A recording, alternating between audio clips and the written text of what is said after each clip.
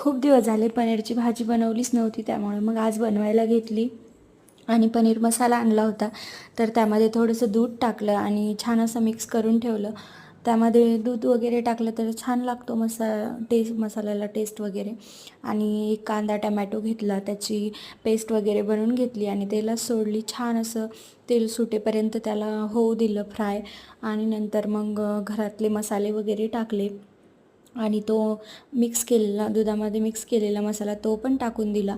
नंतर मग पनीर वगैरे फ्राय करून घेतलं आणि पनीर वगैरे झालं सर्व. नंतर ग्रेव्ही पण तयार झाली आणि छान अशी भाजी तयार झाली. नंतर त्यामध्ये पनीर वगैरे टाकून दिले आणि नंतर मग फ्रेश वगैरे झाली. आणि केस खूप गळत आहेत, त्यामुळं मग आज वरच ठेवले केस. आणि मला उपवास होता, तर छान अशी पूजा करून घेतली, पोथी वगैरे वाचून घेतली आणि नैवेद्य वगैरे दाखवून आम्ही पण जेवण वगैरे करून घेतलं. बाहेर जायचं होतं, तर मग छान असं बाहेर गेलो आम्ही जेवण वगैरे करून.